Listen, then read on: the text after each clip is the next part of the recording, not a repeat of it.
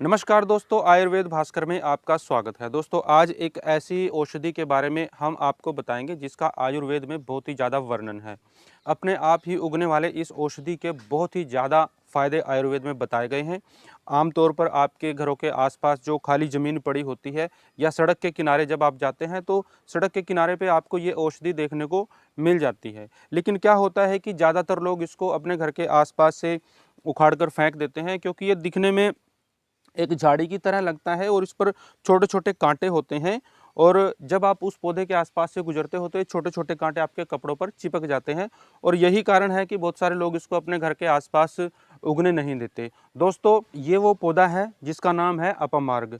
इसको चिरचिटा, चिचड़ा, लटजीरा या इसको कई भाषा में वर्जिट्टा भी कहते हैं।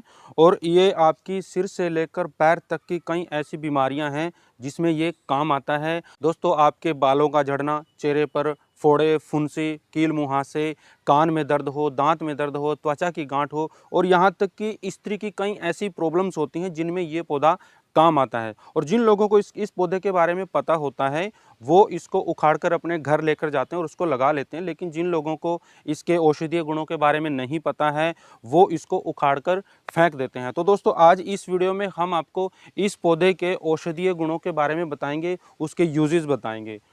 तो दोस्तों, सबसे पहले बात करते हैं दांत रोगों की। जिन लोगों के मसूड़े फूलते हैं, जिन लोगों को मसूड़ों से खून आता है या मसूड़ों में दर्द रहता है, दोस्तों इस पौधे की जड़ आपको लेनी है। ये आप देख रहे हैं, ये इसकी जड़ है। इसकी जड़ के आप छोटे छोटे टुकड़े कर लें। जड़ को आप अच्छी तरह से उबाल लें और उबलने के बाद उस पानी से सुबह शाम कुल्ला करने से आपके जो मसूड़ों से खून आता है या मसूड़ों में दर्द रहता है, ये सभी समस्याएं आपकी धीरे धीरे ठीक होने लगेंगी।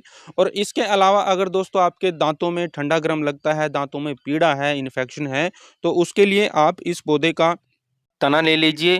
ये इस पौधे का तना है, इसको काट लें। इस पौधे के तने को आप दातुन के रूप में इस्तेमाल करेंगे तो आपकी दांतों में जो ठंडा गर्म लगने की समस्या है, आपके दांतों में पीड़ा है या इन्फेक्शन है, ये उसके लिए बहुत ही अच्छा उपाय है। ये सभी रोग आपके धीरे धीरे ठीक होने लगेंगे। दोस्तों, जोड़ों के दर्द की अगर हम बात करें, जिन लोगों के जोड़ों में दर्द होता है उनके लिए ये पौधा किसी वरदान से कम नहीं है। अपामार्ग के 15 से 20 पत्तों को आप गर्म करके जोड़ों पर बांधेंगे तो आपके जो जोड़ों के दर्द की समस्या है वो धीरे धीरे ठीक होने लगेगी। अपामार्ग के पंचांग को पकाकर, पंचांग यानी कि इस पौधे के फल, फूल, तना, जड़ और इसके पत्ते, इसके पंचांग को आप पानी में पका लीजिए और उस पानी से अगर आप जोड़ों की सिकाई करेंगे तो भी आपके जोड़ों के दर्द की जो सूजन है, जो दर्द है और ये जो समस्याएं हैं, ये बिल्कुल ठीक हो सकती हैं। इसके अलावा दोस्तों, अगर आप इस पौधे की जड़ का काढ़ा बनाकर पिएंगे तो भी आपकी जो जोड़ों के दर्द की समस्या है वो बिल्कुल ठीक हो सकती है। फोड़े फुंसी की अगर हम बात करें तो फोड़े फुंसी अगर किसी को हो जाएं तो उनके लिए ये एक बहुत ही बढ़िया दवाई का काम करता है। इस पौधे के आप कोमल पत्तों को ले लीजिए। ये इस तरह के पत्ते जो आप देख रहे हैं और उनको पीस लीजिए। उन पत्तों का रस निकालकर अगर आप फोड़े फुंसी वाली जगह पर लगाएंगे तो वो धीरे धीरे ठीक होने लगेंगे। इस पौधे के जितने भी हम फायदे गिनाएं उतने ही कम हैं। बहुत ही अच्छी ये औषधि है।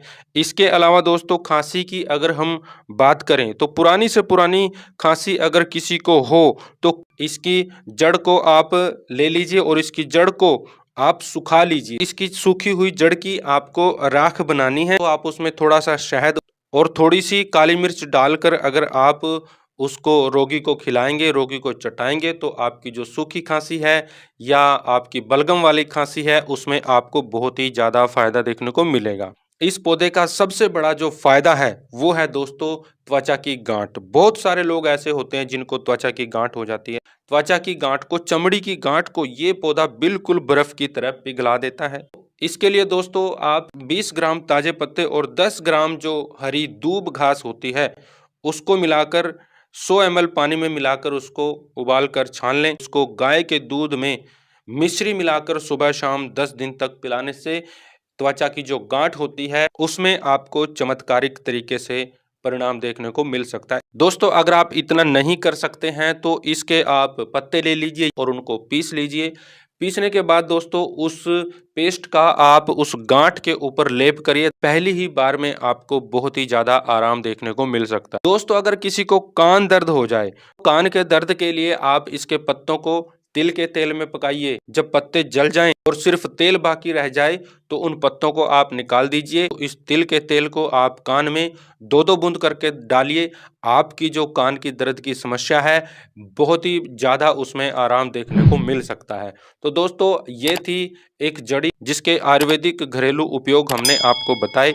अगर ये जानकारी आपको अच्छी लगे तो इस वीडियो को आप लाइक और शेयर ज़रूर कीजिएगा। वीडियो देखने के लिए धन्यवाद।